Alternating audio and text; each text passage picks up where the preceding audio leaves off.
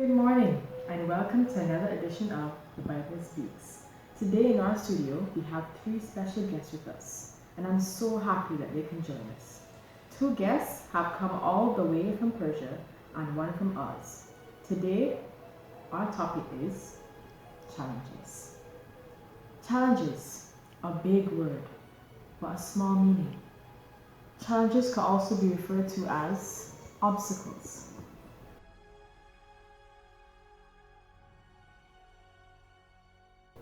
A smaller word can also be stress. Several different things can cause stress in our lives. Quite recently, COVID-19 has destroyed so many lives and caused stress to persons all around the world. However, I did some research and my producers went all out to ensure we caught up with the very special guests in our studio today who faced similar challenges in the Bible. I'm so happy you agreed to tell us your story and how you settled the challenges that was in your life. We are so honored to have two queens and a very rich man be the guests of our talk show today. One would question, how could rich people have challenges? Well, without any further ado, we welcome our first guest, Queen Esther.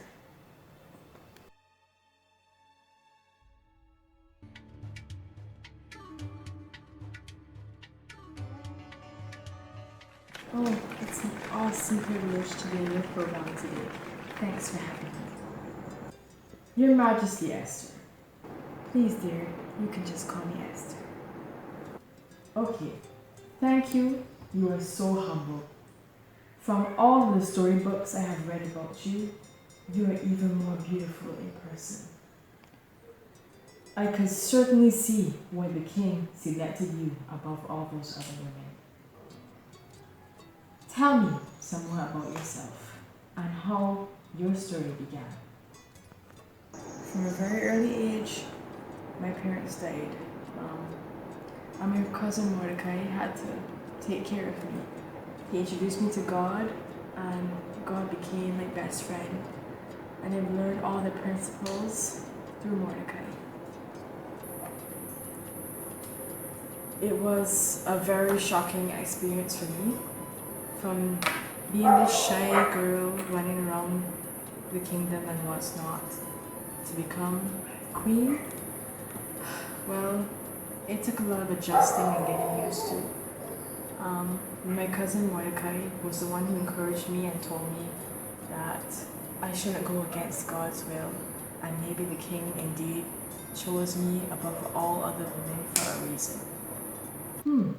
So basically, your story changed from being a simple girl to royalty. So, shortly after getting into the palace, I learned of a scheming plan to take the lives of all the Jews in the kingdom, which would have been Mordecai's life and my life because I'm also a Jew. So I had to stop and think, how could I save the lives of all my people? Tell us more about your journey. So Mordecai encouraged me, and I must admit it calmed my soul. So they all came together and they all prayed for me, all of my people. And to cut a long story short, everything was resolved and my people's lives were spared. After praying for me, God gave me the courage because I had to go before the king to save my people and tell the king about this wicked plan to kill all of us. This all formed out of just mere jealousy. And that was a challenge that was up against me looking back at it. And thanks to God and prayers, I was able to get through it. I like that. God plus challenges equals peace of mind. Thank you so much for sharing your story with us. Thank you so much for having me. So the text that I want to leave with everyone, even if you may not be having a hard time or what's not, it's just a little reminder. Ephesians 3:20. No, unto him that is able to do exceedingly abundantly above all that we ask or think, according to the power that worketh in us. Don't limit the power of God. He goes beyond our imagination. Well, folks, that was the beautiful Queen Esther. Based on her story, we see that beauty of the outside and stuff, but also beauty on the inside. Our next guest is also from royalty. She came all the way from Persia. Today we have Queen Vashti. Well, darling, thank you so much for having me here. So Vashti, tell us about yourself, about your story. I must say, I enjoyed being queen. There's the spoiling. Esther, you would know what I'm talking about.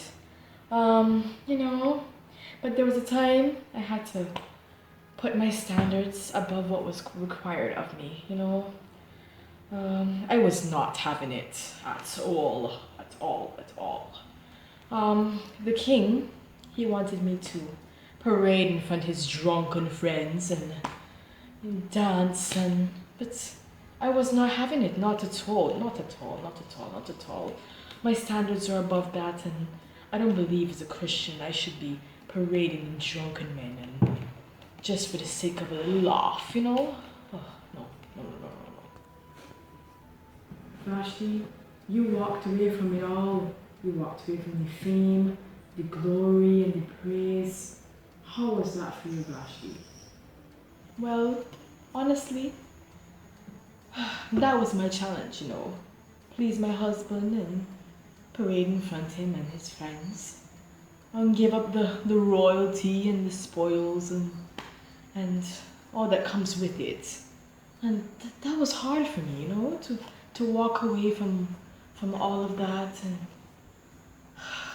But in the end, it was a difficult choice, but it was worth it.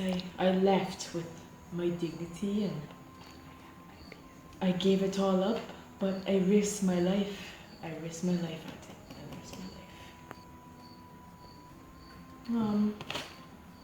Do I have any regrets? No. Because I felt that as a godly woman, I should not lower my standards.